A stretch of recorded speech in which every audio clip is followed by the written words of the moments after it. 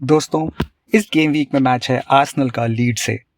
दोनों ही टीम्स अपने opening game week में 1-0 से जीती थी और इस मैच में जब जा रहे हैं तो आर्सेनल 7th पे है और लीड्स 8th पे है, बट इसके ज़्यादा मायने नहीं है क्योंकि एक ही गेम वीक अभी तक निकला है सीजन का। आर्सेनल को वो जीत मिली मैनचेस्टर यूनाइटेड के अगेंस्ट।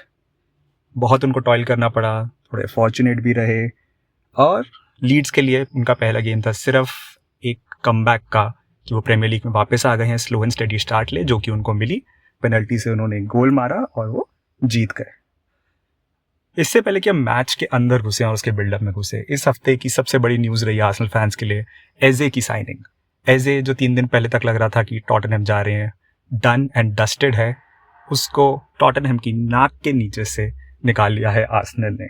अब इसमें कितना कंट्रीब्यूशन रहा हैवर्ट्स का इनडायरेक्टली इंजर होके, वो कहना मुश्किल है, बट एजे का नाम आर्सेनल से पहले भी जुड़ा था और हो सकता है कि हावर्ट्स के इंजर्ड होने से आर्टेटा को और कन्विक्शन आ गई हो कि उन्हें स्क्वाड में और डेप्थ विद क्वालिटी की ज़रूरत है। हालांकि काफ़ी अच्छा प्राइस पे करना पड़ा है उन्हें। 67 मिलियन टाउट किया जा रहा है, 67 मिलियन पाउंड, जो कि छोटी रकम नहीं होती है, बट एजे एक अच्छी साइनिंग रहेंगे। और जैसा कि हम लास्ट कुछ मैचेस में देख पाए हैं, वो काफ़ी इन्फॉर्म रहे हैं, अच्छी साइड्स के अगेंस्ट उन्हें अच्छा कॉन्ट्रीब्यूशन दिया है क्रिस्टल पैलेस को, एंड होपफुली वो ये फॉर्म आर्सेनल में भी कंटिन्यू कर पाएंगे। लीड्स के अगेंस्ट वो फीचर नहीं करेंगे क्योंकि ट्रांसफ़र अभी भी कंप्लीट नहीं हुआ है और ऑफ कोर्स ट्रांसफ़र कंप्लीट नहीं हुआ है तो वो रजिस्टर नहीं हो पाए, और हो भी जाता तो इतनी जल्दी एक मैच में उसको स्टार्ट करा के कोई फ़ायदा होने वाला नहीं था। ये थोड़ा सा, अगर आप हिस्ट्री में जाएंगे तो थोड़ा सोल कैम्बल का जो ट्रांसफ़र था उसकी याद दिलाता है, ऑल्दो वो बहुत ज़्यादा कॉन्ट्रोवर्शियल था क्योंकि वो सीधा टॉटनहम से आर्सेनल आए थे। ये उतना कॉन्ट्रोवर्शियल नहीं है, बट इंटरेस्टिंग होगा जब 22 नवंबर को टॉटनहम एमिरेट्स पे खेलने आएगी तो अवे एंड के सपोर्टर्स एजे के अगेंस्ट क्या चांस लेके आते हैं, ये सुनना बहुत इंटरेस्टिंग रहेगा। लीड्स ने भी एक साइनिंग करी है, डोमिनिक काल्वर्ट-लुइन की। एवर्टन के लॉन्ग टाइम स्ट्राइकर रहे हैं, लास्ट सीजन उनका काफ़ी ल्यूकवार्म रहा था, अपनी वो एक्सपेक्टेड हाइट्स हिट नहीं कर पाए थे और इंजरी कंसर्न भी रहा था, तो उनके लिए एक ये सॉर्ट ऑफ नया स्टार्ट रहेगा लीड्स पे फार्के के under, and we wish him all the best for his new phase of career. Also क्योंकि लीड्स रेलीगेट हो गई थी, ये 2 साल बाद हो रहा है कि आर्सेनल और लीड्स एक दूसरे के अगेंस्ट खेल रहे हैं, एंड आर्सेनल का रिकॉर्ड इन जनरल लीड्स के खिलाफ काफ़ी अच्छा रहा है रिसेंट टाइम्स में। अगर पिछली 5 गेम देखें तो वो सारे गेम्स ही जीते हैं।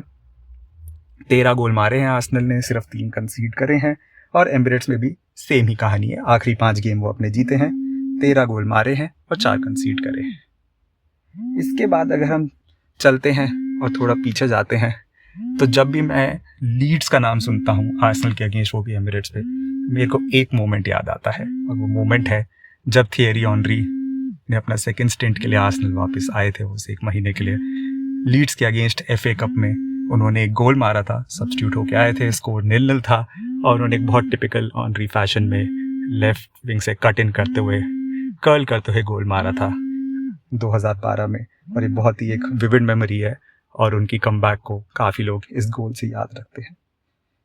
इंसिडेंटली ऑनरी इस फिक्सचर के हाईएस्ट स्कोरर भी हैं, उन्होंने आर्सेनल वर्सेस लीड्स के गेम में 12 गोल मारे हैं, और ये कुछ हद तक ठीक भी है क्योंकि लीड्स जब ऑनरी खेलते थे उस टाइम पे एक, जैसा कहते हैं, प्रीमियर लीग का परमानेंट फिक्सचर माना जाते थे, तो उनको काफ़ी गेम भी मिले।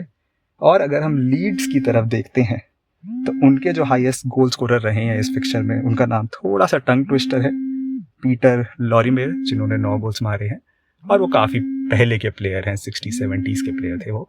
उसके बाद से लीड्स इतनी टॉप की टीम नहीं रही है जितनी वो होती थी उस ज़माने में। अब देखना ये होगा दोस्तों कि आर्सेनल कैसा परफॉर्म करती है। पहले मैच से कुछ ज़्यादा इंडिकेशन नहीं मिला क्योंकि बहुत ही एंड टू एंड गेम था, ओपन गेम था, ऐसा गेम नहीं था जो हम आर्सेनल से उम्मीद कर रहे थे देखने की, बट हाँ, वो ओल्ड ट्रैफर्ड पे था, अवे गेम था, उसको जीतना बहुत ज़रूरी था। फर्स्ट गेम वीक में मैनचेस्टर सिटी ने एक स्टेटमेंट विन रजिस्टर किया था, और लास्ट नाइट चेल्सी ने भी 5 गोल मार के वेस्ट हैम के अगेंस्ट अपना स्टेटमेंट ऑफ इंटेंट दिखाया है इस साल की चैंपियनशिप के लिए। बहुत इंट्रिगिंग चैंपियनशिप रहने वाली है इस बार, अगर जो भी एक्सपेक्टेड टीम्स है जो टाइटल के लिए चैलेंज करेंगी वास्तव में कर पाती हैं। तो लास्ट टाइम मेरी मानेंगे तो थोड़ा सा डैम स्क्रिप्ट था, कुछ टाइम पहले ही पता चल गया था कि लिवरपूल जीतने वाली है, हालांकि वो mathematically towards the end confirm हुआ था, बट जैसी उनकी फॉर्म थी, जैसे वो कमबैक्स कर रहे थे, जैसे वो गेम मैनेज कर रहे थे, एक पॉइंट पे पता चल गया था कि लिवरपूल ही जीतने वाली है। तो ये देखना ज़रूरी है कि आर्सेनल जीत पाती है कि नहीं, और अगर जीत पाती है तो क्या वो एक स्टेटमेंट ऑफ इंटेंट दिखा पाती है कि नहीं, कि हाँ 3 साल से हम सेकंड आ रहे हैं पर इस साल हम फर्स्ट आएंगे। और जैसा कि फर्स्ट गेम वीक में भी था, इस गेम वीक में भी सबकी नज़र ये रहेगी देखने में कि विक्टर ग्योकेरेस अपना पहला गोल मारेंगे कि नहीं। हावर्ड्स की इंजरी के बाद ये सॉर्ट ऑफ कंफर्म्ड ही है कि वो गेम स्टार्ट करेंगे, और फिर से हमारी पूरी उम्मीद रहेगी कि वो एक गोल मारे और अपने सपोर्टर्स को खुश रखें। आपको क्या लगता है इस गेम की स्कोर लाइन क्या रहेगी? कमेंट्स में हमें बताइए। धन्यवाद।